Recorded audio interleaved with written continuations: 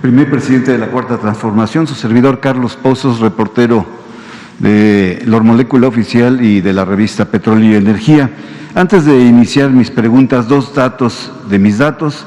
Primero, agradecerle a su gobierno por proporcionarme la vacuna COVID el próximo lunes en la UAM Xochimilco. Y el otro dato, está pendiente mi entrevista, señor presidente, para poderme titular en la maestría de Periodismo Político por la Escuela Carlos Septién García. Bueno, pues viene mi primera pregunta. Presidente constitucional de los Estados Unidos mexicanos, le pregunto, o bien le solicito una reflexión. ¿En qué momento dejamos de defender nuestra soberanía energética? ¿Qué nos pasó como país para olvidar que la electricidad es un recurso estratégico con el cual prácticamente se mueve todo? Hace apenas 15 años, México producía toda la energía eléctrica que necesitaba. Hoy ya dependemos de empresas privadas españolas para abastecer al país de la energía.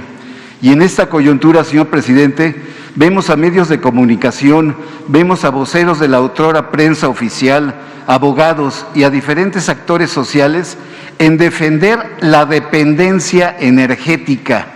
Vemos la defensa de los intereses privados y no del interés público, presidente.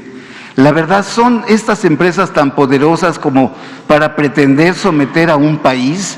La verdad, los mexicanos vamos a terminar pagando la energía a unas cuantas empresas. ¿Qué nos pasó, señor presidente? ¿Cuándo la CFE volverá a ser el otro motor de México? Mire, hay un dicho que dice que lo que no suena lógico, suena metálico. Y esto es lo que aplica para el caso de la industria eléctrica. Se decidió entregar el mercado de la industria eléctrica a particulares desde el tiempo de Salinas para hacer negocios a costillas del erario. Así de sencillo. Y fueron preparando el terreno, como lo hicieron en otras privatizaciones. Yo recuerdo que en ese entonces hablaban de que nos íbamos a quedar sin luz.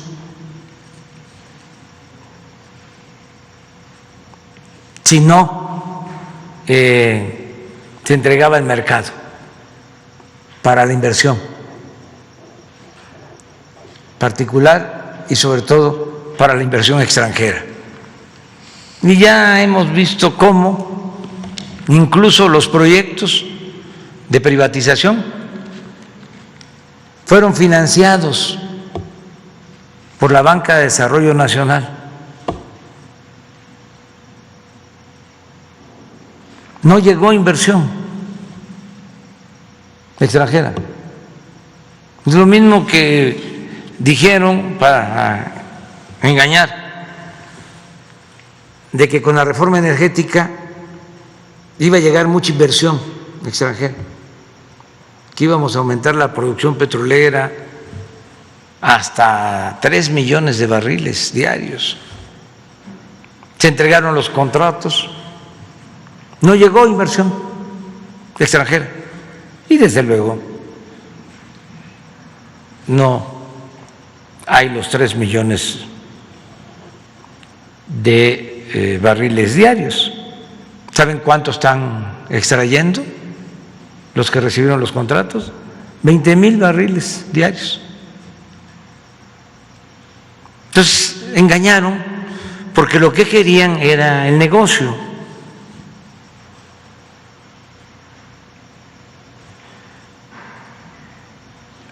Fue a partir de Salinas y esta política la continuaron. Por eso también fue un fiasco lo de la llamada alternancia en el 2000, porque llega un nuevo partido, pero continúa la misma política económica, antipopular, entreguista, corrupta, porque ese es el distintivo. Privatización es corrupción. A lo mejor en otros países no ha sido así, pero en México la experiencia es de que todas las privatizaciones tuvieron que ver con actos de corrupción, con influyentismo, en petróleo, en la industria eléctrica, bueno, hasta en los reclusorios. Esto que hicieron, entregar concesiones para 8 reclusorios con contratos leoninos. Hay que pagar 3,600 pesos diarios por recluso, 3,600 pesos diarios por recluso.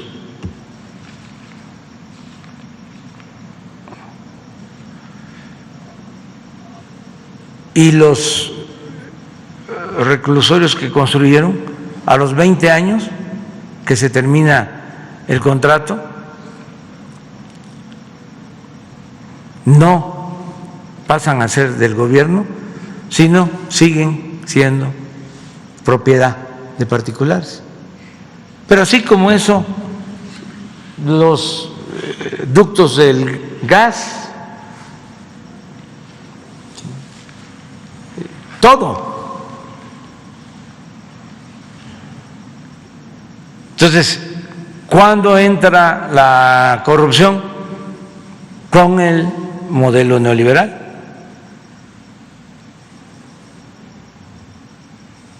que pues es neoporfirismo, es lo que ya se padeció en un tiempo y que desembocó desgraciadamente o nos llevó a la revolución. Ahora se está acabando con la política neoliberal y afortunadamente se está logrando la transformación de manera pacífica. Muy profunda esta transformación, por eso los trae alterados. Y no nos vamos a cansar de ofrecer disculpas, ¿no? O sea, si estas acciones les causan molestia, pero deben de entender que ya se acabó. Estaban destruyendo por completo al país. No lo lograron porque no les dio tiempo. Me decía un adversario en una plática, ¿y cómo le va a hacer para sacar adelante a México? Y le respondí, pues con lo que nos dejaron, porque después de la revolución pues se tenía el petróleo, la electricidad, las minas, los ferrocarriles, los bancos. Desmantelaron todo, se llevaron todo, pero algo dejaron. Un ejemplo clarísimo sobre lo que estoy planteando es el caso de los ferrocarriles. Entregaron todos los ferrocarriles, la mayoría de las líneas férreas. Acabaron con los trenes de pasajeros, que se empezaron a utilizar desde la época del presidente Juárez. Se inició la construcción del primer ferrocarril de la Ciudad de México a Veracruz, 600 kilómetros, lo terminó el presidente Lerdo. Y luego el propio presidente Porfirio Díaz construyó 20,000 kilómetros de vías férreas, se comunicó todo el país. Claro, ahí fue el primer FOBAPROA, porque las empresas extranjeras que construyeron los ferrocarriles fueron rescatadas durante el porfiriato. Y llegó a tanto que se les liquidó a las empresas extranjeras, dueñas de los ferrocarriles en ese entonces, pero siguieron esas empresas operando los ferrocarriles. O sea, los operadores del ferrocarril, aunque ya era de México, eran estadounidenses, era personal de Estados Unidos. Es hasta que triunfa el presidente Madero que se decide que sean los mexicanos los que administren lo que era de ellos, lo que ya se había pagado. Bueno, en esta nueva etapa de entreguismo, por eso hablo de que neoliberalismo es neoporfirismo, en esta nueva etapa, como no les importaba el sureste, lo único que dejaron fue el ferrocarril del sureste y el ferrocarril del istmo. Dejaron esos ferrocarriles sin privatizar. Del istmo al norte, nada. 2 empresas extranjeras se quedaron con más de 20,000 kilómetros de vías férreas. Y desde luego, como dije, desaparecieron los ferrocarriles de pasajeros, los trenes de pasajeros. Entonces, ¿cómo estamos sacando adelante el país? Pues con lo que nos dejaron. El derecho de vía del ferrocarril del istmo, el derecho de vía del ferrocarril del sureste. En el caso de la Comisión Federal de Electricidad, la política era ir cerrando las plantas. No le daban mantenimiento a las plantas para que se convirtieran en chatarra y las iban cerrando para dejarle el mercado a las particulares o crear estos mecanismos para tener las plantas de la Comisión Federal de Electricidad paradas, subutilizadas, las hidroeléctricas que producen energía limpia, barata. Desde hace 50 años tienen las mismas turbinas.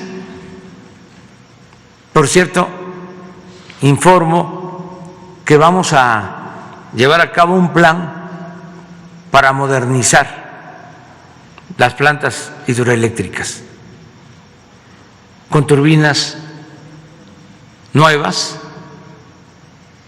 que van a significar generar más energía sin afectar el medio ambiente y a precios bajos.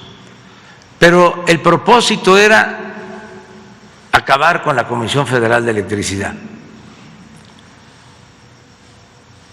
¿Qué han hecho los directivos de la Comisión Federal, los técnicos de la Comisión Federal de Electricidad, los trabajadores de la Comisión Federal de Electricidad?